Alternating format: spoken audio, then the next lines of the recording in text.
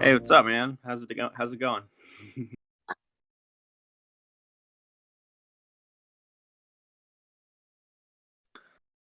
It's definitely been an adjustment. Um, you can call me Rich, by the way. Yeah, it's been a big adjustment for sure.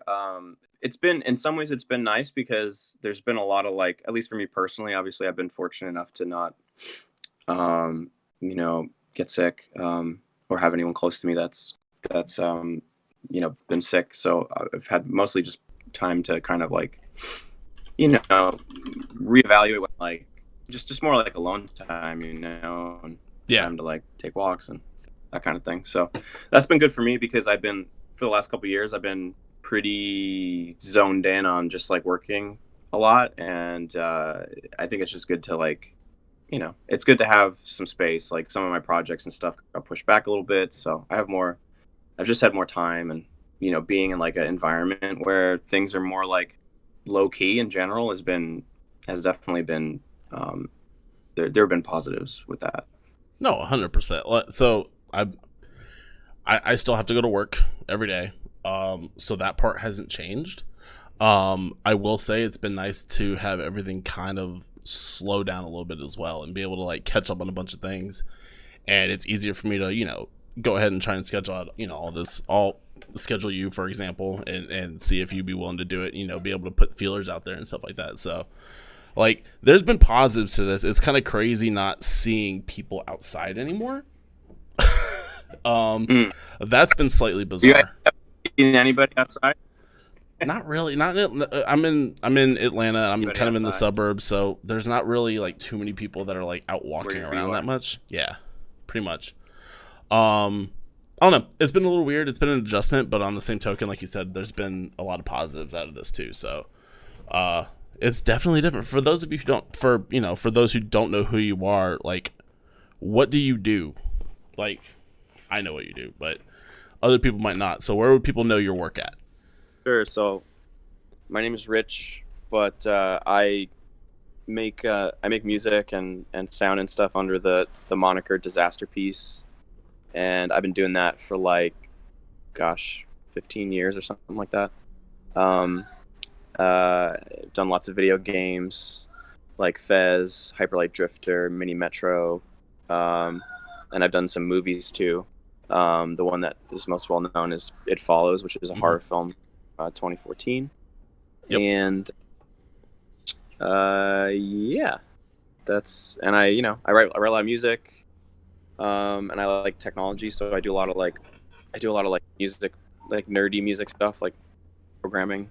So some of the games that I've worked on have been like more in that sort of vein, like Mini Metro, and yeah, that's generally what I've been doing. So I discovered you through Fez, um, which and this sounds kind of I don't know that game was seminal for me in a weird way. It came at a point I started playing Fez after I got out of the military. We just had our daughter and everything like that. And incidentally, it was your music that was one of the few things that would get my daughter to go to sleep because I was doing the stay at home dad thing, and so we'd be sitting there, and we'd be sitting, she'd be sitting on my lap or laying next to me or whatever, like trying to get her Yeah. to go to bed at 3 in the morning, and I'd kick Oh, Fez on, and then that's it great. was your music that actually like one of the few things that like put her down, dude. And I was like, and also, I vibed with it because that was something that was super in my wheelhouse, and that's I mean that's what I've literally been following your work since. In fact, if your name is on the credits of a video game, I'm more than likely to play it. That's awesome. like I I, hope I I hope you were skipping over like some of those darker tracks when you're putting your daughter to bed, like Fear and I think Death, and meh, there's a couple of there's a couple of pretty dark tracks on the Fez soundtrack, but a lot of it is like more laid back. it was all. I mean, all of it was pretty was chill. Yeah, there are some darker tracks on that, but like even that she was just sitting, she was just vibe to that was pretty Yeah, much her first real exposure to music was your work. that's Which is kind of crazy. weird to say. That's crazy. So what brought you to to the music game? Um, interest. So yeah. I guess kind of a combination of a couple of things. I grew up in a musical family, but I didn't really do much with that until later because my first interest really was visual art and like graphic design and stuff like that. So Mm-hmm. I kind of thought that that was going to be my thing, and I went away to school for it, and I was doing a bunch of freelance work as a teenager. I worked at a company that made websites. I did all this kind of stuff first, and then kind of picked up music after that to some degree. Like when I was in high school, basically, I picked up guitar and started like doing that and starting to like write a little bit of music here and there. And then it wasn't really until I was at college for graphic design that I was like, I think I like this better. And I also had a bunch of friends going to music school. My Mm-hmm. sister went to music school, and I think I just felt a little bit like maybe I had made the wrong choice, and I had sort of an opportunity to switch things around because I was in this weird like kind of like bureaucratic problem with my college where I needed to transfer or something, and it was not working. So I saw that as an opportunity, basically. I was like, maybe I should just quit and I'll reapply and see where that goes. So Mm-hmm.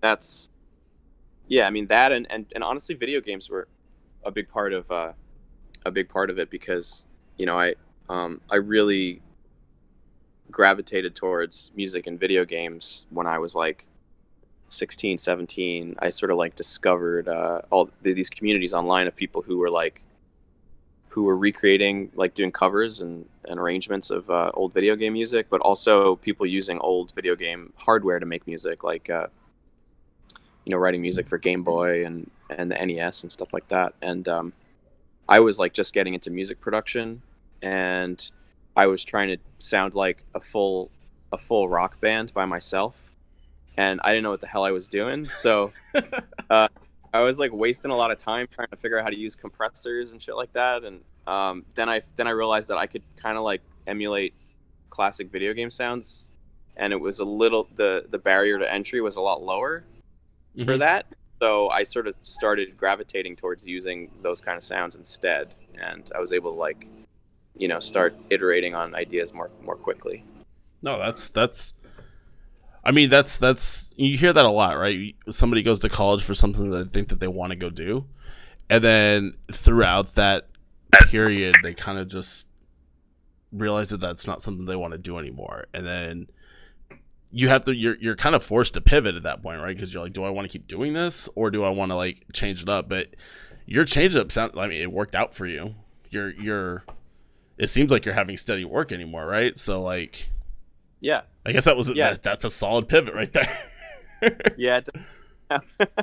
I mean, when I was doing all that stuff, I had already, like when I was doing graphic design, I already had a decent amount of experience, like working with clients and stuff like that. Mm-hmm. And I was kind of fed up with it already. Like, I sort of had this, I had this sense that like, or my experience basically was that, uh, everybody and their mother basically has a strong opinion about graphic design, Yeah. and it made it really hard to like have any sort of agency as a creative person working on those kind of projects. Mm-hmm.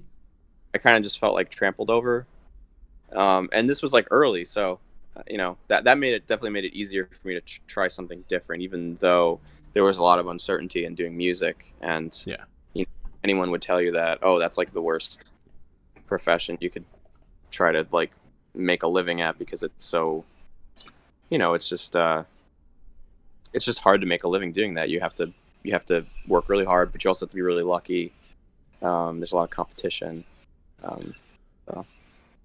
So like, how did you start doing it professionally? Like, how did you, like, I guess really the question is, right, is like, how did you get your first paying gig at that point?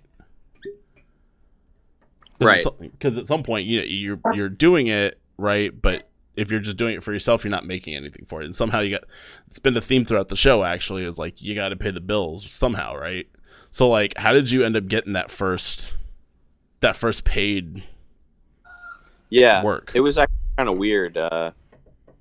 I, as a teenager, I was really involved in this thing called e-wrestling, which is like creative fan fiction, competitive creative fan fiction that's revolves around professional wrestling. Hang on. And Hang on. No, and wait. No, you can't go off of fictional competitive fan wrestling and not elaborate more on that. This is something I've never heard of before. all right, well, you missed out on a great period in the in the late 90s, like early aughties on the internet. There's this, and it's still around, but it's not I don't think it's as popular anymore. There's this thing called e-wrestling, and it's creative fan fiction, and it's competitive. So people will get together and they'll be like, hey, let's create a wrestling federation or league or whatever. They make a website. There's there's message boards and all that kind of stuff, and they operate as if they were like the WWE or whatever, where they have like wrestlers. You know, you apply to be a wrestler. They have people who like book the matches and like write the matches, and like the wrestlers, they what you have to do is you basically write fan fiction. So you cut promos, which are like, you know, in a wrestling show there's like interviews or like backstage kind of stuff, but you also write like stories about your wrestler and shit. And dude, I'm so excited. so you would do that, and like you basically you get like pitted against somebody else, or like you'd be in some kind of match. It could be like, you know, any kind of match, like a tag team match, whatever. And then you usually have a week to like write, you know, just submit all these like role playing stories. And then depending on what kind of league it was, like there were these things called role play federations, which are like basically merit based. Like whoever they think did the better job with the writing would like win the match. There are these things called angle feds, which are more like the federation has more like creative discretion to choose who wins. But you would like, you know, you'd write a bunch of matches and write a bunch of stories, and you'd talk trash about the people you're going to face. Yes. And then at the end of the week, you know, like with like bated breath, I'd be like so excited to read the results of this like match. And basically what would happen is, you know, I don't know, depending on where it was, like sometimes I was in federations that were based in like England or something. So I'd be like, you know, getting up at really early in the morning to like read the results of some of the matches. It'd be like a screenplay, you know, it'd be like a 40-page document that just had like the entire breakdown of the event and what happened and what your character did and what everybody else did. And, you know, there were like ongoing storylines, and it was really fun. So wait, you did writing for that? Yeah, I had wrestlers in different federations, and I would do a bunch of writing every week. Please tell me you still have all that. I still do have a lot of my role playing. Oh, we were gonna talk further after this. Oh man. Oh, there's so many good things out of that, dude. I had no idea that was even a thing. It was crazy, and actually, that's actually where I sort of started messing with a lot of like creative stuff. Like, it's where I started messing with like making. Like I wasn't really making music, but I was like cutting like looping tracks that were like my entrance theme or whatever, and I was making these like elaborate HTML like pages with like, you know, like custom graphics for wrestlers. And I started a little like side business basically where I was making graphics and websites for like other fictional wrestlers. Yeah, and I was like, that's kind of how I started doing freelance work as a teenager. But so look, you gotta start somewhere, man. That's a hella cool start. That's super cool. It was weird. Like I remember getting like checks in the mail from like random ass places like Malta when I was like, you know, 16, and my mom is like, what is this? Why are you getting mail from Malta? So, but this is how this is actually so how I got into writing music for a living is actually directly connected to this, because I used to post my music on the message boards. You know, there'd be like an in character section of the message boards where everything you posted was like, you know, you were role playing, like you were posting as the wrestler. But then there was like the out of character section where you're just hanging out. And I used to post my music there, and people seemed to like it. And I had a friend who, I guess, saw like a listing for a company that made cell phone games, and they were looking for someone to do music, and they connected me to this company, and that's basically how I started making music for video games. That's super. That's actually super. That's a. So you were just like, here's a listing. Like go for it. I didn't even see the listing. I mean, I was just posting music for fun, and a friend of mine saw, like, I think I was posting like MIDI files, which is weird, but I don't know. That's kind of where I started, because all I had was in the beginning, all I had was like guitar tablature software. Yeah. Like, and that could make MIDI files, and I guess there was like a wanted ad for cell phone games, and this was like before smartphones, before the iPhone, so the music for those phones was all MIDI files. Yeah. Like 8 kilobytes, like tiny ass files. And I guess this friend of mine must have been like, "Oh, I know someone who does that," and connected me. So that's super. So I mean, it's good to have somebody. So what was the game? Oh god, I think it was a game called Greater Evil Zombies or something like that. And it never came out. Oh man! But you got paid for it, right? I got paid like $1,000, and $1,000 is $1,000. Yeah, and for like I was like 19 or something, and I was like, this is amazing. I had to do like music, but also I had to do sound effects, and I had to do them with like MIDI, which is like, imagine one of those like old keyboards from like 1990, like a Casio, and 128 sounds on it, and it's like mostly like organs and fake guitars, and then there's like the sound of a gunshot, the sound of a helicopter, the sound of like a bird. You had to use all the sounds to make like sound effects, like sounds and shit. So it was really weird and fun. That's crazy. So okay, so you make music for this mobile game that never comes out. Yeah. Like, how do you continue to go from there? So I actually ended up doing like a bunch of projects for those people. Because even though that one didn't pan out, they had other projects for me. They did a version of this game show called Press Your Luck that was popular in like the early 80s. Oh yeah. So somehow I know Press Your Luck, and I was born in the 90s. I don't know. Don't ask. I mean, that's crazy. Is that where the bum bum ba-dum? Oh, that might be Price is Right. That's Price is Right. Yeah, I know that one for sure. I used to watch that every day after school with my mom, because she was staying home at the time, and we used to watch Price is Right whenever I got home, and I used to eat peanut butter sandwiches. It was awesome. But sidebar, great music in that show. Fantastic. Yeah, so I had to like recreate the theme song. I remember doing that on like a bus. I think I was on a bus and I was doing that. I have memories of doing that. Yeah, I mean, most of their games didn't even come out, but I got to do a bunch of work for them. There was actually no real like connect. Like I didn't get any further work out of that. It was kind of a one-done scenario, but it piqued my, it started getting me interested in doing it and realizing that, oh, I can do this. Like I have the skills for it. There's a demand for it. And so actually when I got that first gig, I was like I had already applied to go to music school. I went to Berklee College of Music in Boston. And yeah, like, so I'd already started working on games before I even went to school. And then when I got there, continued to work for those people, but also started to like, look into it more, like what, how can I do this more? And at college, there was a student club called the Video Game Music Club. And it was just a bunch of like students who were really interested in video games, who wanted to like, most of them wanted to, try to work in the industry. And so, being able to pool our resources together, have the help of like teachers and stuff, some of whom, had actually worked in the industry, like it made it a lot easier to like know where to go and what to look for. And I ended up, we went to a lot of like events.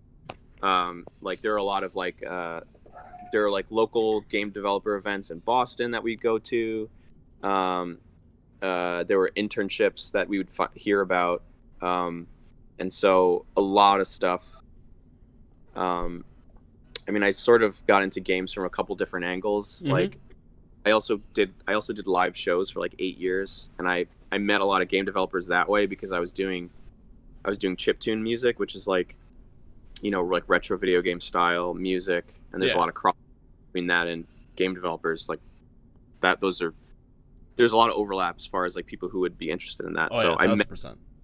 that's actually how I met the developers of Fez. I played a show in Montreal, but between that and like the music club, doing internships, going to conferences, that kind of stuff, all of that like kind of happening at the same time is how I slowly started to like build up credits and like some kind of reputation and just meeting people, that kind of No, thing. I mean, yeah, you're getting your name out there, you're getting your work out there, and if everything works as intended, right? Like that should just start having that gets your name out there, that gets you more work. I mean, it's Yeah, a smart way of doing it. You're hitting it from a lot of different angles at that point, going exactly. between doing shows and doing conventions and being in the student group and everything like that. Like that's a smart way of doing it. I'm not even gonna lie to you. Yeah, I mean, I always tell people that it worked for me to just like do a lot of and also like I'm not like the most like I always struggle a little bit with like putting myself in social situations with strangers, but I try to like do it with peers and like friends, Mm-hmm. which is a lot easier to do that and to go to those kind of events. And I just kind of like tried to figure out as many different ways that I could, get involved as possible and try to tackle all of those. And it definitely helped. In the beginning, I wasn't even necessarily thinking about like working on games and like my music career as the same thing, Yeah. because I was just making like original music and doing albums and stuff. And I kind of imagined that if I worked on games, it would be like, it'd be like doing casual games, like, music for Candy Crush kind of stuff. I didn't think I'd get to do anything cool. So, I was still thinking of it as like, oh, it'll be like a job, and that'll be fine.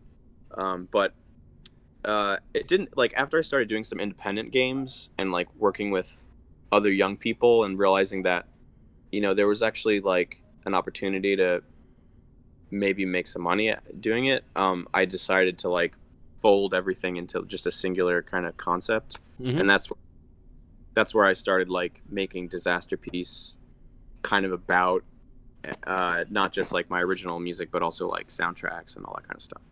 No, that's so what about games did you find, like what was your like what, I'm trying to find the right way of wording this, but like what drew you to doing game soundtracks at first?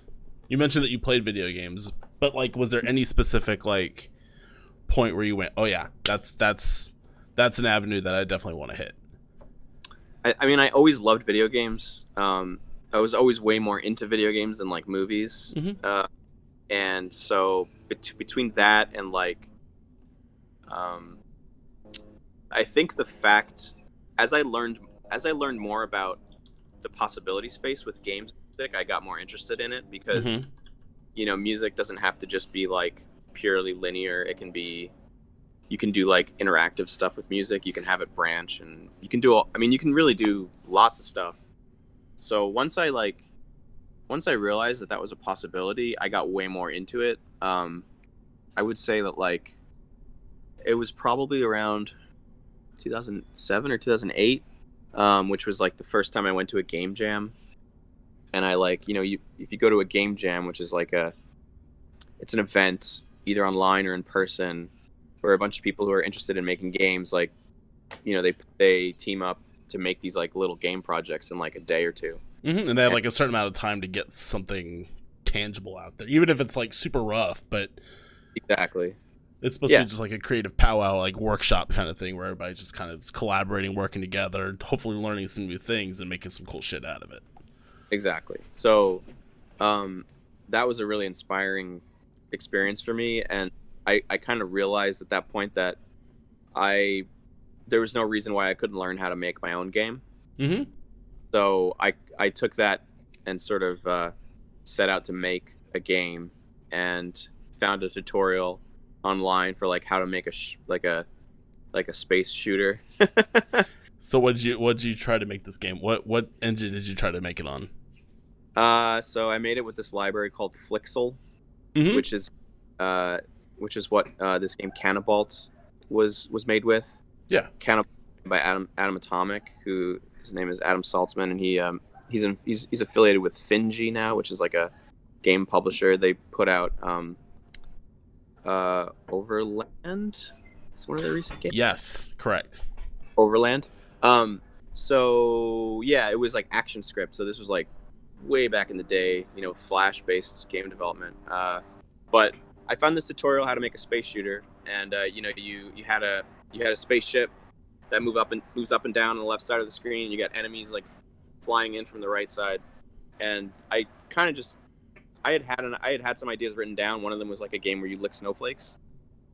I didn't really know beyond that what you would do, but like, this is weird, and I don't think I've ever seen this before. So what I did basically was I just rotated the game tutorial 90 degrees and turned the your spaceship into a person, and turned the enemies into snowflakes.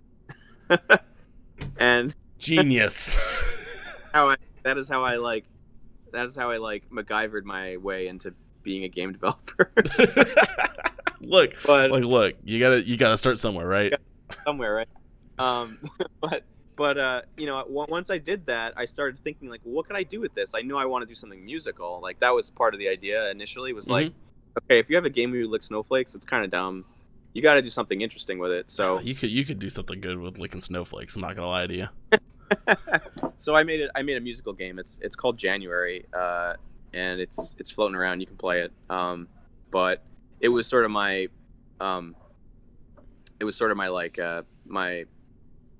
my first video, my first game development experience, and I really got interested in like what I could do with programming to sort of augment music, and that kind of set me off on, like, I would say my career's had a couple of different like trajectories.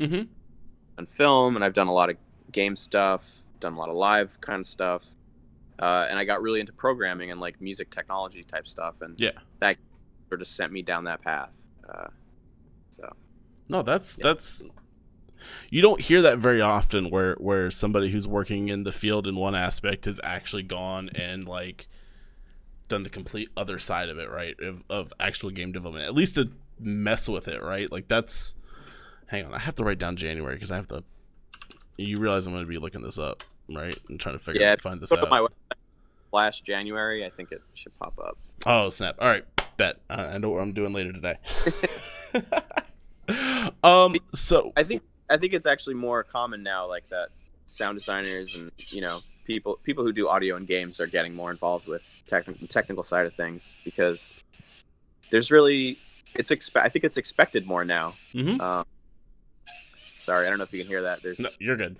A bunch of parrots that live in my neighborhood. That's all. Wait, what? Hang on. Are they like somebody's parrots, or are they wild parrots? In East Los Angeles, there's a giant flock of green parrots that I think people have supposed that they might have come here from like a boat or something at some point. I don't know, but it's kind of weird. But has nobody like, wait, what? Hang on, what?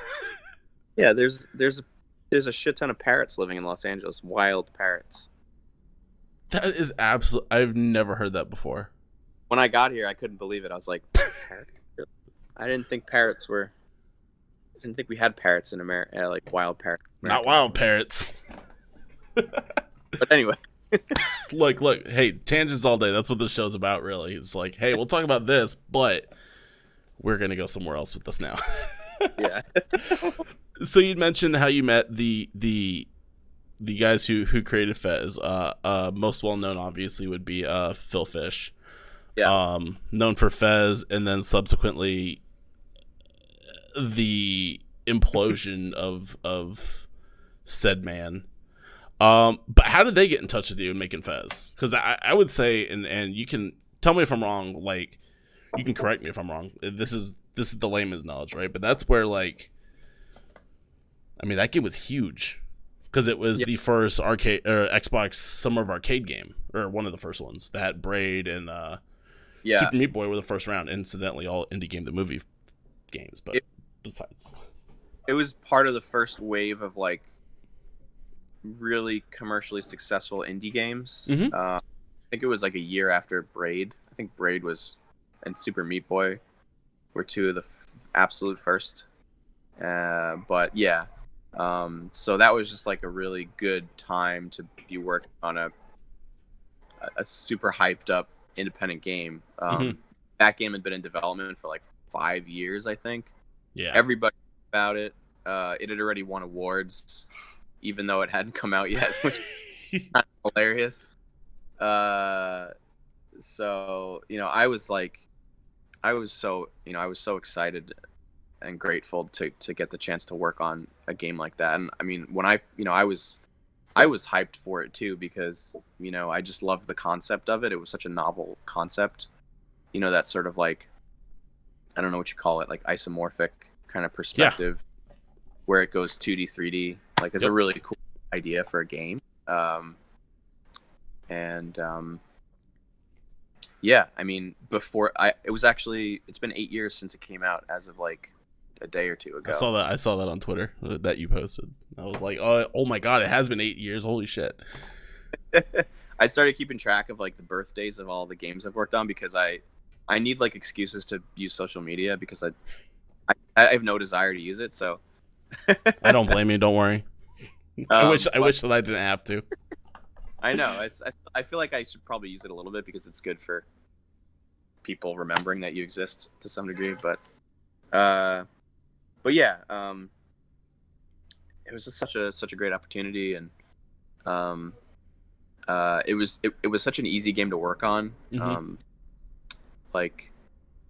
And I had more agency and freedom to do cool things in that game than I had ever had before on a commercial project. So,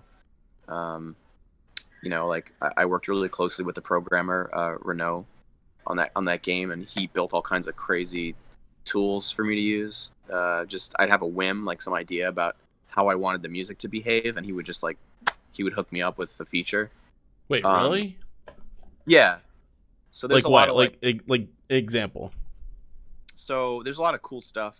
If you pay attention, there's a lot of cool stuff in the Fez soundtrack. So if you there's a graveyard area in the game, mm-hmm. and the music system for that area, the way it works is that it's made out of these two sets of music assets. There are these like big thunderous like chord strikes, and then there are these like plinky sort of rain like tones.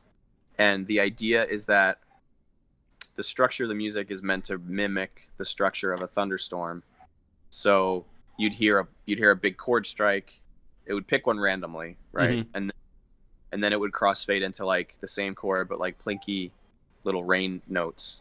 And it would do that for like a random amount of time within a range before it would do another thunder strike, like another thunder chord strike. Huh. So the timing of the music would always be different, and the order of like the chords and all that was variable. And the way that you experience it between that and like the randomness of the actual thunderstorm in the game, like the lightning and everything, mm-hmm. is that it feels very organic. And we had lots of like little ideas like that we tried to do. I actually had never picked up on that. I guess tool wise nobody really would, right? But like that's what made that game so powerful, was just how in sync the game was with the music. So you actually saying that makes way more sense. Cool. Yeah. You don't want the music to stand out necessarily. So those are the kind of things that I wanted to do that I thought would like enhance the game, but not necessarily like, hey, look at me. To be in perfect harmony rather than one overpowering the other, right? And you can tell when one does overpower the other. Yeah, just being more in sync with the environment, that kind of thing. So there was one hidden area in that game in particular, and the track on the album is Sync, obviously. where the platforms would basically be in correspondence exact like in time with the beat of the music. So it was super intuitive on jumping through that was one of these songs that 5 years later also put my daughter to sleep. Just fun fact was that, and then the sync and then the glitch track right after that. Just those two in simpatico. Oh yeah, out like a light, dude. It was crazy. I wonder if it still works. I should try. Now that I'm thinking about it. Cool. Yeah.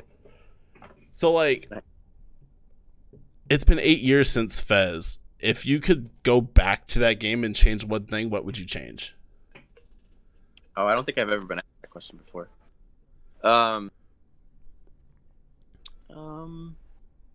They were like, this is a common thing for me with games, is that I always feel like there's more I could have done. Mm-hmm. Like more content.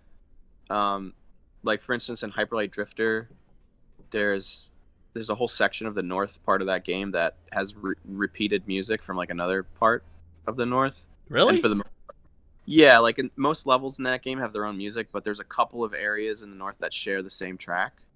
And honestly, like I just kind of got lazy at the end, and I don't know, I just didn't feel like writing any more music. I'm gonna have to go back and play that now, like on stream, just to see if that's actually true or not. Because now I'm curious, and I played through that game like a dozen times. I mean, I don't think it was like noticeable enough that I felt like I absolutely had to do it. Mm-hmm. And so towards the end of projects, I at times I will cut corners because I'm just like tired. Yeah. And I did a little bit of that in Fez too. I think like I definitely had like a couple more ideas that I wanted to do that I just never got around to, or just kind of like decided I was done. So I actually don't remember what those were, but I have them written down somewhere. It's been 8 years. I'll give you some slack on that one. Yeah, appreciate it. Same question in reverse. What of that track were you? I just listened to the Fez soundtrack again today. It helps me actually relax. What about that score? What about that piece? Those pieces of music are you most proud of? God, I can't get my words out. I think that what was so amazing about that experience for me is that I don't know, I sort of stumbled into the style really quickly, and I think because I hadn't done a ton of music at that point, it was really easy to feel free to just do whatever. Mm-hmm. So it just made it really easy, like effortless as far as like the writing process. And I hadn't really had a chance to experiment and try like a lot of interactive things, and so I was able to try a lot of things on that project. And I think that's the thing that I appreciate the most about it, is just how playful I got to be. Like almost every track has some sort of like novelty to it, whether it was like playing with altitude kind of stuff in the game, where things change based on altitude, or the puzzle music, which is like it's all made up of these tiny fragments, and like it moves between different like harmonies based on what time of day it is. But you're indoors, so you wouldn't know what time of day it is. It's like kind of a weird. I just used it. Wait, because, really? Yeah. I'm gonna have to play Fez again too. Shit.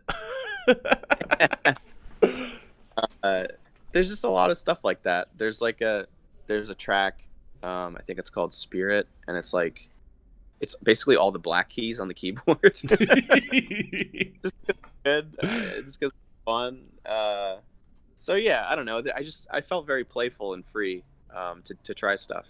And it was nice. I mean, that fits the tone of the game though too, right? It's got the for at least the bulk of it, this lighter atmosphere behind it, the kind of playful one, especially at the beginning when you're jumping through the town and everything like that. And then it gets, you get some darker tracks in there too, and you get some darker pieces in that game as well, where you're going through the graveyard and such like that. So having that breadth, but also still like maintaining, and I think it's more due to the character design on this one, just looking like this white humanoid looking thing, but also kind of playful with the damn fez on his head, which still gets me every time when he puts that damn hat on.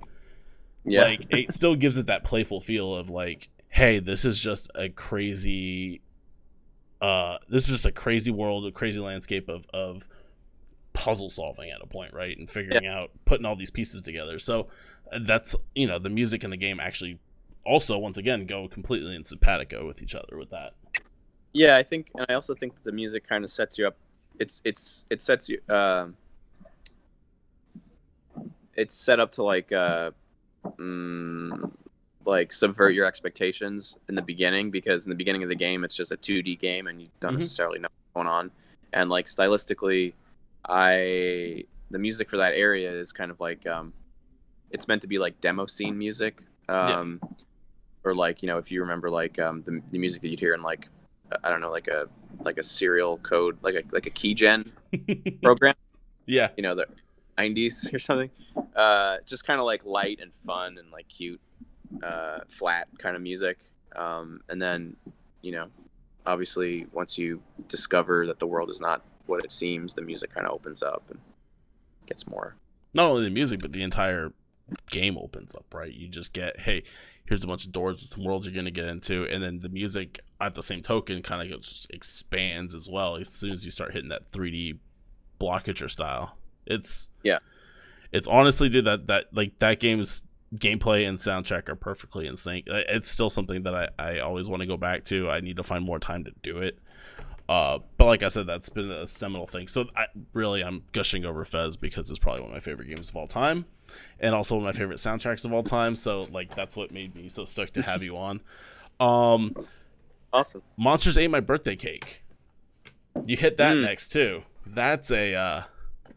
I was listening to that again today. That soundtrack's actually really good. Thank you. I mean, I always love talking about that one because it as a game, it didn't really pop at all. Like, it kind of fizzled out, and it kind of hit this point in. It hit the point where mobile games were sort of like taking a turn for, oh, these are a cool idea, to, oh, it's a goddamn mobile game. You know what it was? I think it was initially designed to be a mobile game. I can't remember. It might be the other way around, but as a mobile game, it had some issues, like the control scheme and stuff. It was, I watched people play it and really struggle with it, because it's kind of like a point and click kind of for the mobile. Yeah. But like on the desktop, I mean, it was great. I thought it was, because it just made the game a lot easier to play. For me personally, I mean, also it was like a Kickstarter, and it did pretty well. So I'm not really sure what happened, honestly, and it has great character design and all that kind of stuff. It really does. But I was really inspired with the aesthetic of it to pay tribute to my influences, like my video game influences. Yeah. Primarily were, for that game, it was primarily Koji Kondo, and sort of the lightness that you hear in like early 90s games like Kirby or like stuff like that, Super Nintendo and N64 soundtracks, and also a friend of mine, actually, Aidek Surka, who I may or may not be saying his name right. We'll say that's right. He did the music for Spelunky. Oh, really? He's an old bud of mine, and I've always loved his style, and so I tried to jack his style a little bit here and there. So Spelunky 2 in? Is he working on Spelunky 2? He certainly is. Yeah. Okay, good. He's a game developer too. He's I don't know if you saw this compilation project with Derek. Yeah. Called. He's one of the game developers who's a part of that. Oh, really? Yeah. Oh, that needs to come out. I need that and Spelunky 2 in my life. Spelunky's another game. If I can get Derek Yu on, I would also just. I would lose my shit. I would put you and him like back to back, and I would just lose my brain stem, dude. Spelunky is also just another one of those games that just hit at the right time. I don't know what it is about that, but sidebar. Sorry. He's a very nice person, and he might say yes. Oh, really? Hang on. I gotta write this down real fast too. I gotta write everything down, or else I'll forget. Writing down Derek Yu, nice person. Nice man. Must ask. I have a pretty crap tier notepad that I just kind of like jot things down on real fast, just so I can. remember things after the moment because I'll be like, oh yeah, that's a great idea. I'm gonna do that. I'm gonna make this piece of content next, and then I'll go, oh wait, hang on, what was I thinking about again? I don't know. But yeah, I mean that game, like Monsters at My Birthday Cake. Yeah, there's just a lot of tributes in there. Like, there's one of the tracks is like a straight up tribute to like Wind Waker, and there's like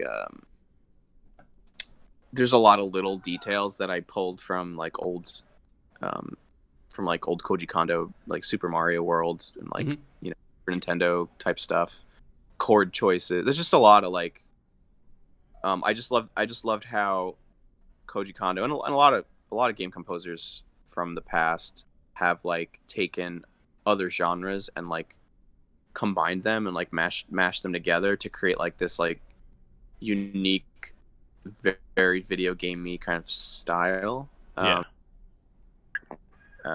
So I try, similarly to Fez, actually, I pulled a lot of my old like sketches and ideas that I hadn't used, and I pulled them onto that score. So it's a very eclectic like selection of music. There's a lot of like weird stuff on there. There's stuff I wrote. There's like drum solos that I sketched out that I turned into songs. There's like weird like math rock riffs that I turned into like, you know, video game. There's like a lot of weird stuff. But that was what was fun about it. So. No, that's dude. Like I said, I listened to that again today too. Just trying to. I make the joke that I never prep for these things, but like I kind of wanted to prep just to re-listen to you know some of the ones that hit for me personally, and then a bunch of other stuff that I hadn't heard before, right? So, you know, trying to become a little bit more familiar with the breadth of work. That one stuck out to me more, not as much as Fez, but that one hits like in a really cool, like playful way that like you said is also very, very you know, it's very old school as well. Like you said, you can see where you were pulling a lot of the inspirations for that track, that soundtrack for. God, I can't talk today. Yeah, for sure. Actually, too, when the game came out, the soundtrack was only like half done. Because I have a lot more I want to do, and so the first update for that game had like 5 minutes of additional music or something like. Yeah, because I'm not great timelines all the time. I fall behind. So on this particular project, I just kind of ran out of time, honestly, and I was like, there's much more I want to do, and it's one of the few examples actually where I was like, done. I have more. This can be a lot better, and mostly it was just like coverage. So there just wasn't enough music in the game. Yeah.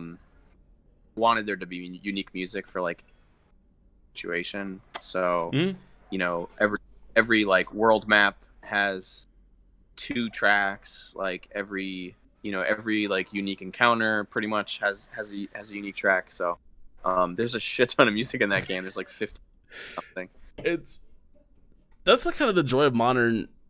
Everybody gets mad about patch culture, right? But that's an aspect of it that's really that you don't hear very often. Of like, hey, we dropped a huge update. There's more music, and people are like, yeah, right. Like I would be, yeah, but you know, that's a cool thing that you were able to go back and do too. It's like it's a little bit sad for people who are like there on day one, excited that they don't get to experience that necessarily. But on the flip side, it is nice to get like a gift, you know, like later. Yeah, exactly. I mean, there are games like Mini Metro, where Mini Metro came out with no audio, like in early access, and there was no audio for a long time. And then because I was like, we're not gonna do like gradual. I think it just locked up again. He came back online. Chat. He came back online. Pog. Is it working again? It is. Hallelujah. My phone died. Oh, shit. Sorry. No, you're good, man. Hey, it happens. Oh shit! Oh fuck! Gotta make sure this stays plugged in. Stupid fucking cable. Okay. The best Uh. cables. Okay. So. I think I was I was talking to. Dude, that's the joy of post work, right? Is that we can just I can just fix it in post, right? We'll see how well this goes. It might be a disaster. Look, man, you jinxed it, brother. You jinxed it when you said, "I've been having issues with Discord recently." I'm like, "Oh shit, there it is. There it is. I know it. I know it. Now it's going to be an issue." Not Discord's fault. But yeah, I was talking about Mini Metro. So yeah, we the game went into early access with no audio, and I kind of convinced them, like, we shouldn't push out the audio until it's done. So because it wasn't like a normal soundtrack, it was that game has like a very unique sort of style. It's all like individual samples, and it's very technical. Yeah. And I just was like, we shouldn't even we shouldn't even share this until it's ready. So just leave it silent until it's ready to go. Yeah, so people were just listening to their own tunes while they played it for like the first, I don't know, 6 to 9 months or something. Dude, Mini Metro's like the most zen game of all time. Also the most stressful. I don't know how those two go hand in hand, but like, yeah, man, that's totally it. I mean, that's sort of the crossover with it, and that was like that was the intention of the design for audio, was to like mitigate or like minimize the stress level of the game, because the game is so simple, but it has like a very clean look. So we tried to make the music meditative to some degree, but also be like reactive to what's actually happening. It's kind of an interesting balance. But that game and also Mini Motorways like did a lot of work after the actual like release date. Yeah. Because I just wasn't happy with where it was. I thought I could do more. So at least you had the freedom to do that too. It's not like, no, we're gonna take what you have now and we're gonna full send, and then there'd be something that you're not happy with out there, right? Like that would probably be one of the worst feelings. Honestly, like, because the work I was doing was so like weird and out there, like most people can't really. I think they would have a hard time knowing the difference between what was there on day one and what I actually wanted it to sound like. Like the second update, I'm talking about some nerdy stuff, and it's like, oh, like the progression, the chord progression system, the common tones are not. It's not as good as it needs to be, or whatever. Nobody, like the producer, is not be like, oh, I agree. Oh yeah, like, oh yeah, you have a good point there. Very specific kind of shit. So that's honestly, that was like early on, I realized that about sound. I was like, this is not like graphic design, because not everybody has an opinion about audio, honestly. Yeah. For a lot of people, audio it either works or it's annoying. So they either notice it and it's great, or they notice it and it's bad, or they don't notice it and they don't care. Yep. So I mean, it's weird how that works, right? Because like audio in a game setting is like one of the most, once again, this falls into personal perspective though, right? That's one of the most important things for me, is like, does it sound like, you notice a great soundtrack if it's great, and you realize a terrible one if it's garbage. But everything in that middle area where it works, but it's not anything crazy, like it's just white noise to a lot of people. It's but you can tell if a game looks bad, and people care about that. But audio is this weird thing where like you either super care or you like don't give a shit in the slightest. It's tricky. I think there's a really large swath of the gamut that audio can occupy that is kind of ambient or like secondary. Like a large swath of it is that, or can be that, or should be that. You really have to like pick your spots with audio, like when you want to make some sort of statement, or stand out in some way, and you better be doing something valuable or good. So like, how do you decide those moments? I don't know. Some of it is just intuition. Some of it is when other disciplines are not using that real estate. You know, like there you might have a moment in a game that's like very clearly about it's the moment for like sound effects to shine as opposed to music, or um, it's something that's communicated very clearly by visuals or whatever.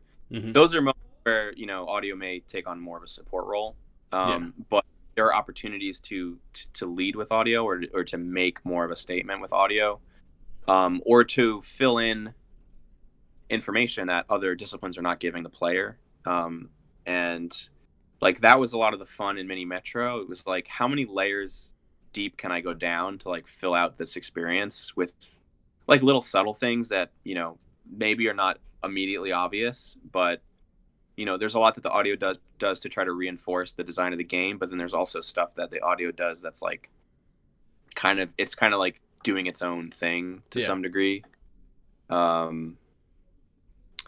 There's like little features, like when you hover over lines, it mutes the other, like it drops the volume down of the other other lines. So there's just like a lot of little subtle stuff that fine. And I don't know, I like living in that space.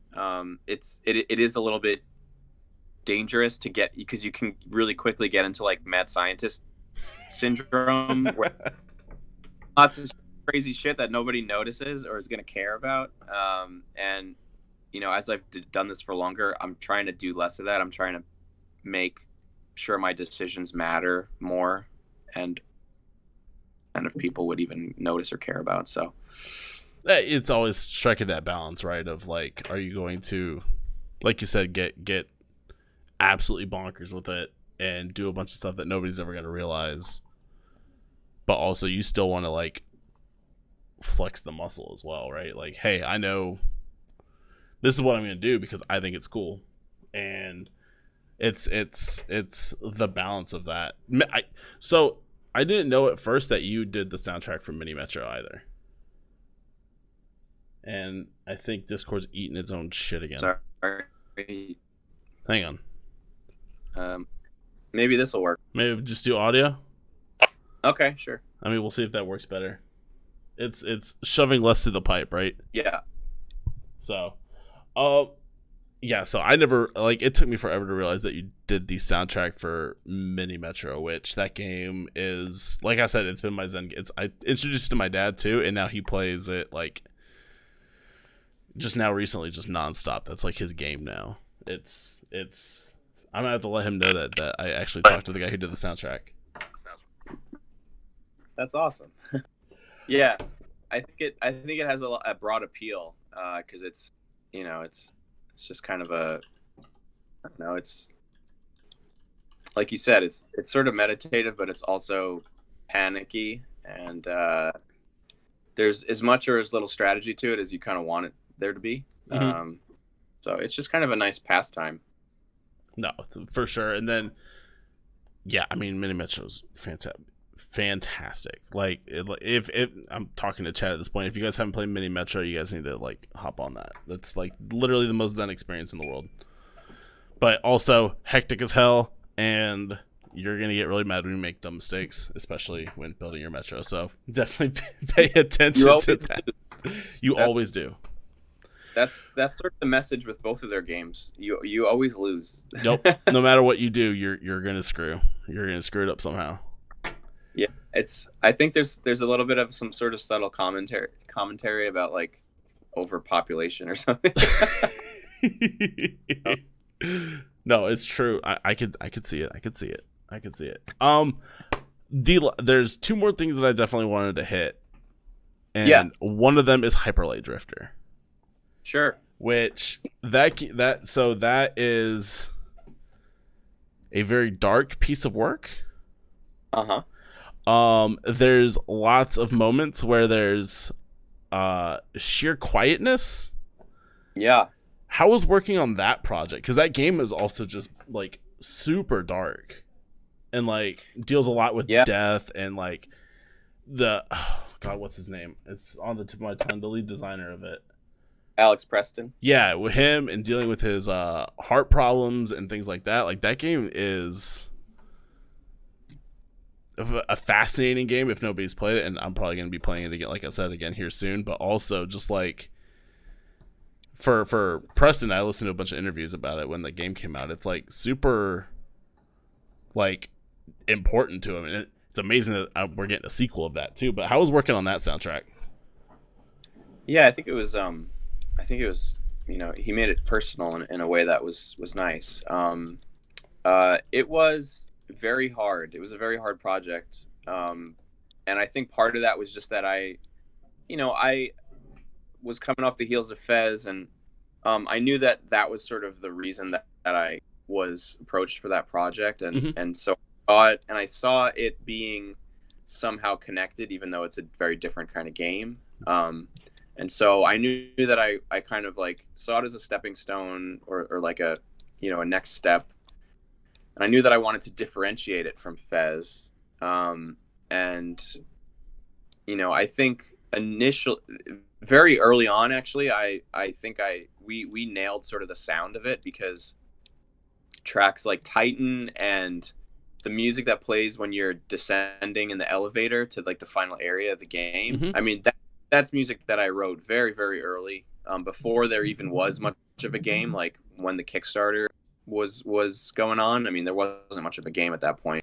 But I had already written some music, and it fit. It definitely felt right. What I think made the game hard was that I had this idea in my head that I wanted to do more, and I wanted to push myself more, to go further than that. And I sort of set off on this like weird tangent where I was like, I'm going to write these really long pieces of music that are through composed, which means they have a bunch of different sections and stuff.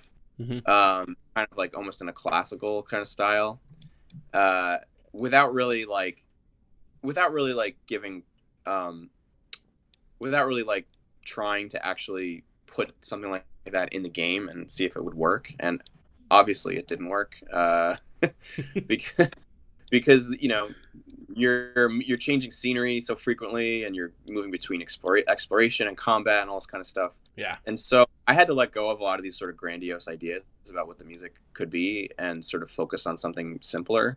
And so, of all the projects that I've done, that was probably one of the most informative as far as learning about what works and what doesn't work, and like scaling back ideas that are overly complicated or ambitious, and sort of like focusing on something that's like solid and going to work really well, and allow me to focus more on like one or two axes, as opposed to like trying to nail like 7 or 8 at the same time. And so with that out of the way, it got a little bit easier for sure. But also I think the style of the game, it always felt very delicate to me, in the sense that it felt very specific, like hyper specific, and that made it hard to like meet sort of the goals or like the standards that we were setting. And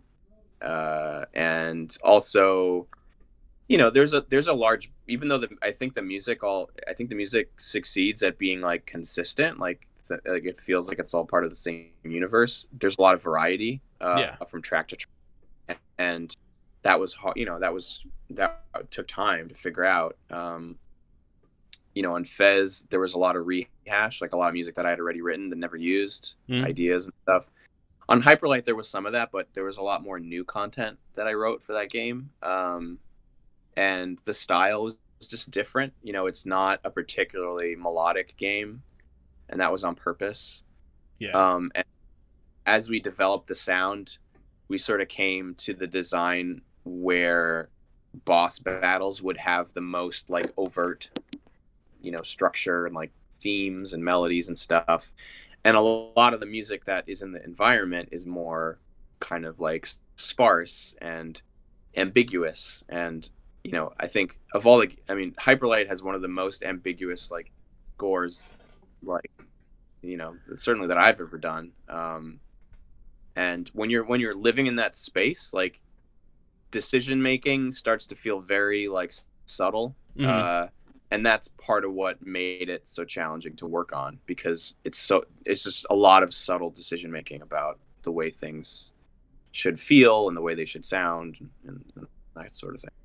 No, for sure. The only other like game track that actually comes to mind that has kind of this similar flow between the audio and the game itself would actually be Legend of Zelda Breath of the Wild, which did a lot of that too, which had like the soft like ambient undertones that were gently sparse throughout gameplay, and the only time there was like a massive swelling of music was during like a combat encounter or during a boss fight, which, you know, those are like the key moments of that. I think that's what makes that game so striking as well, especially with your music behind that, where it would you know, it's very subtle, very quiet, very subdued for a large chunk of that, and then like I said, once you hit combat, right, once you hit during like a peak fight, it just accelerates and you know, ramps up a bit, and then it slows back down again, right? It's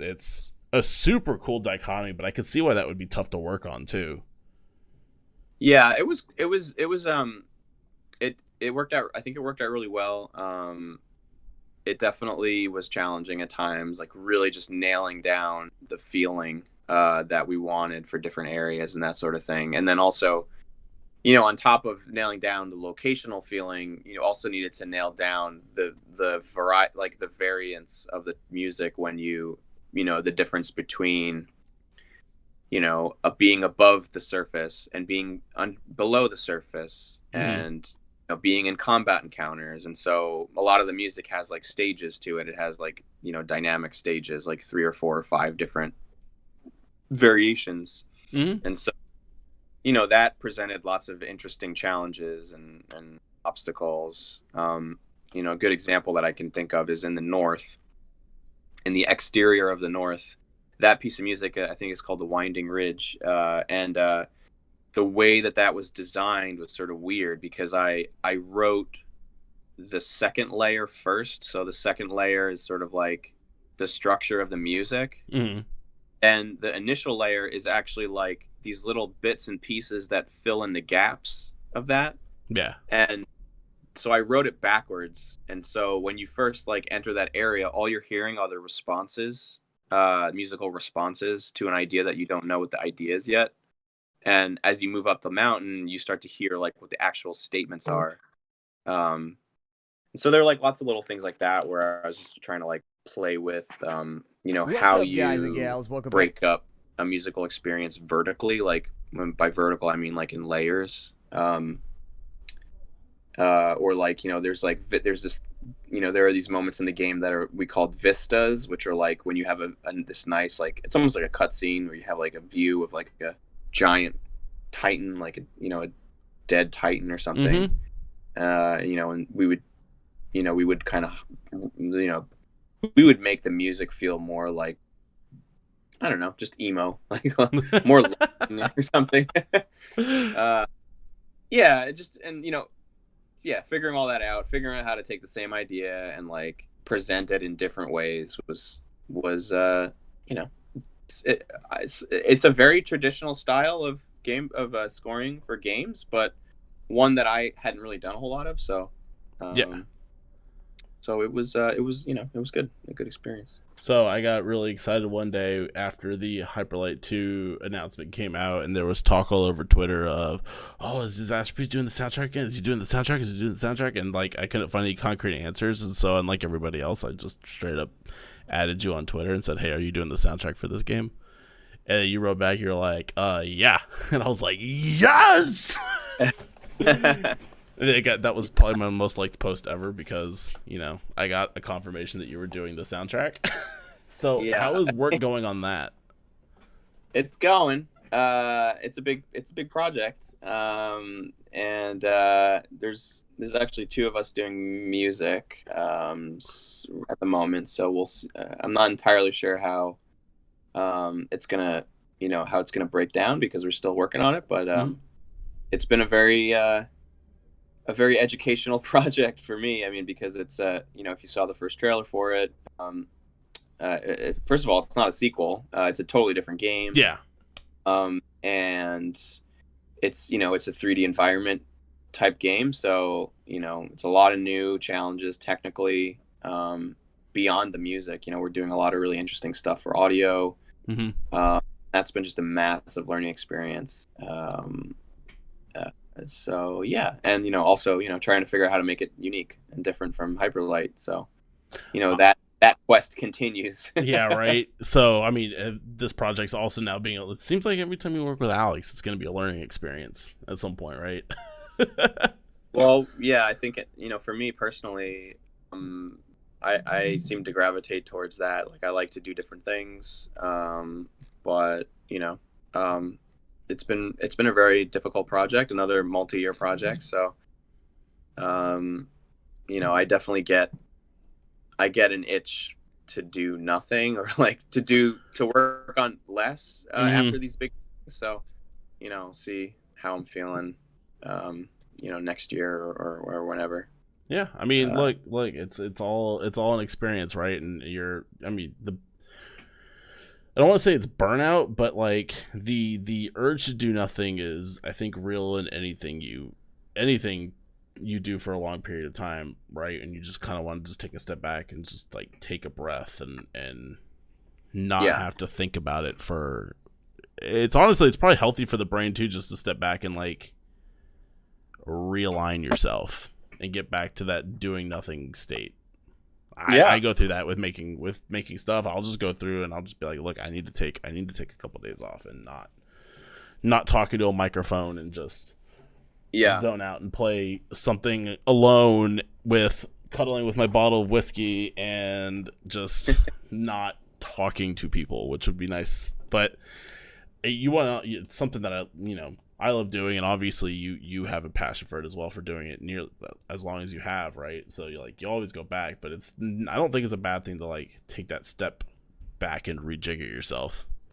Not at all. And I think this is a pretty good time to do that. So I've been trying to be more introspective and stuff. No, that's awesome, dude. Take care of yourself, and taking care of that mental is always number one, because at the end of the day, the only person you have to live with yourself the rest of your life is you. True that.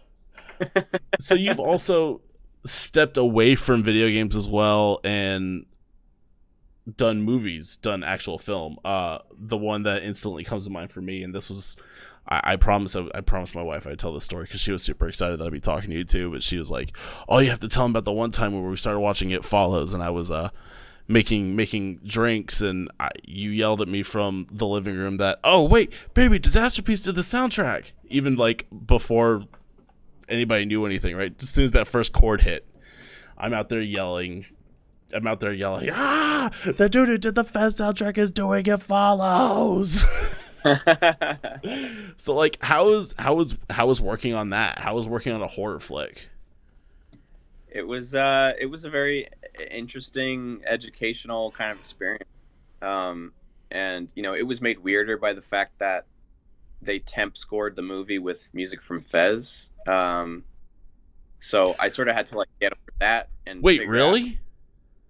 Yeah, I mean that's the reason that I got involved with that project, is because the director, David Robert Mitchell, he played Fez and he really liked the music. So I sort of had to wrestle with that through the project, because he really liked the music, and so there were certain tracks that it was hard to outdo them in his eyes. But for the most part, we figured out new things that I think worked really well. What was also, I mean, there were a lot of things about that project that were interesting. I mean, it was my first real, I'd done a little bit of like horror type, tracks and stuff for different games. It was the first like full on horror thing I've ever done. And I had very limited amount of time to do the score. I had like 3 to 4 weeks. Really? Yeah. And so there was that. And then also, working to a temp score was a new experience for me. It was really interesting because I got to interface with like new music that I didn't necessarily know. And I developed like a new technique through that process of like taking an inspiration point and distilling it down and like coming up with something new that's inspired by it. And that's how that soundtrack came together. Huh. So how is it working? You talked about struggling with not struggling, but like definitely trying to make sure that you're hitting timelines and stuff like that. 3 weeks ain't a lot of time compared Nope. to making a video game. How is that pressure? It was a bit much, but well, I was going to say happy to say, but not necessarily. I can say that I've worked on films since then that the schedule's been more insane than that, but it was certainly like 12+ hour days every day during that period. So, Jeez. It was a bit much, but I worked on a Netflix movie where I had to work the same amount of time per day, but I had to do it for like a couple of months in a row, and that was just like way too much for me personally. Man, I can't even like how long was that? How long? Which series was that? It's on the tip of my tongue. I had it pulled up. Triple Frontier, and that that project took me maybe 3 to 4 months to score. Jeez. Man, I can't even imagine. That's crazy turnaround for especially coming from the video game world, right? Where generally you have at least a bit more time. Yeah, I mean it's crazy if you don't have a bunch of people working for you, and that's what most film composers have. Because that amount of time is actually like more than normal, I think. Really? I think typically films you have like maybe 2 months, 2 to 3 months to do it. Yeah. Did you do it all by yourself then, or? No, I mean Okay. I did all the by myself, and I did all the production by myself for the most part. But Yeah. I had a team of people helping me with orchestration because we recorded orchestral parts. We also Lars Ulrich from Metallica laid down a bunch of drum tracks for the soundtrack. Oh, really? Which was fun and sort of unexpected, but it worked out pretty well. Cool to meet him and like go to the Metallica headquarters and all that. It was like really kind of a wild experience. So that would be crazy. Yeah. I'm not even gonna lie. Like, I'm not the biggest Lars fan in the world, but that would be crazy. Yeah, he's very nice. I quite liked working with him. That's awesome, dude. That's super cool. So, would you be willing to do more video or more movie and Netflix soundtracks, or are you gonna just like stick in the game space, or are you gonna do both still? It would depend. I think generally I'm trying to work on less things, so I have more time to like just chill out and think about other things in life. So it would really depend, I would say. Like I'm not just like saying no to everything like outright, but I'm really getting, I've been getting more particular, I would say, about what I choose to work on at this stage. Well, I noticed when I went to email you, you were like, "Hey, I'm not taking any big projects right now. Anything that I can bang out and a couple of days, I'll think about it or whatever like that." I was curious about that too, because like, I don't know, like the reasoning behind that, like why did you decide to put that up in your contact thing on your site? Because there hasn't really been a period. I mean, I've never been in a situation where I was wanting for like things to do. So I've been trying to get back down to some sort of like equilibrium with that. I mean, it's a great problem to have, obviously. But I'm just trying to like manage everything. So I mean, there's a lot of just honesty and reality to that, and people contact me for stuff. But I don't know. I think the intention was that people wouldn't contact me as much because I don't have, I just don't have a lot of bandwidth.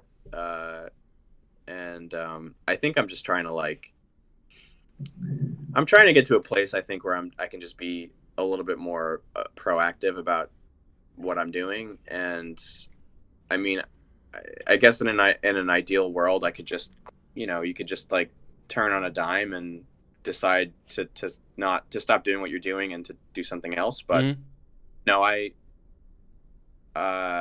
like to see things through that I've started, and obviously people would be really mad with me if I started, bailing on projects. And I also, I want to finish these projects. So, so yeah, it's complicated, I guess. No, it makes total sense. Like it's like you said, you're just trying to make sure that you have the capacity and, like you said, the mental just to make sure that you're getting what you need done. And if that involves taking a step back and saying no to some things, I don't think that would necessarily be frowned upon or a bad thing, especially if you're just trying to make sure that you're getting you right too. Yeah, totally. So I got a couple more quick questions, and then I'll let you get back to your day. I've taken you for longer than I said I would, and I apologize for that. I got sidebarred by asking you about the side tangent stuff. Yeah, the e-wrestling. dude, I don't know. We may have to talk more about that at some point. That's craziness. Yeah. That's awesome. That's one of those things that are like early internet that you're like, wait, what? That's a thing? Like, man, I don't know. We may talk more about that. I do have one question from chat that I'd be yelled at if I didn't ask. What programs have you used to create music with? GarageBand in the beginning, and then I switched to Reason for a couple years, and then I switched to Logic Pro, and I've used Logic Pro for the last like 12, 13, no, more than that, 13, 14 years. I've also used FamiTracker for a couple of projects, which is a NES music tracker. Oh, really? Yeah. What drew you to Logic's? I think because I started with GarageBand, and GarageBand is just a bad version of Logic. It made it an easy transition, and also I had been using Reason for a while, and I kind of got tired of the skeuomorphic interface with all the cable patching. Mm-hmm. And so that was definitely a motivator for sure. No, that makes that. We have people who are writing music in chat right now, so I got that question like 3 or 4 times, so I had to make sure I got it in there because everybody knows that'd be something that I wouldn't think about asking. That's about all I've got for you, man. Where can people find what are you working on now? Where can people find you? All that good mess. I am working on a couple of movies, and I'm working on the follow-up to Hyperlight Drifter. That's pretty much it. We Dino Polo Club, the developer Mini Metro, they released a second game called Mini Motorways not too long ago, and we have more updates coming out for that, so I've been working on that as well. Please tell me there's a music update. Well, that game already had a music update, so there's not going to be anything like super crazy, but there's going to be some new stuff that audio has a role to play in. That's awesome. Yeah. That's awesome. I'm looking forward to that, man. Dude, like I told you in the beginning, I am super humbled that you said yes, especially, taking the time out of your day to A, fight Discord, and B, sit down and just talk, man. Like this has been awesome. This is, like I told you in my email, this is like a bucket list item. I can now die a happier man. I hope you're going out and finding some other stuff to put on that bucket list first. Maybe, I don't know. I got married, I got kids, I talked to you. I think I'm good, man. Done. Not even 30, we're done. Cross it off. Full send, let's go. Cool, man. Thanks for having me on. It's been fun. No, for sure, and I super appreciate it, and you have a fantastic rest of your day, brother. You too. All right. All right. Take care.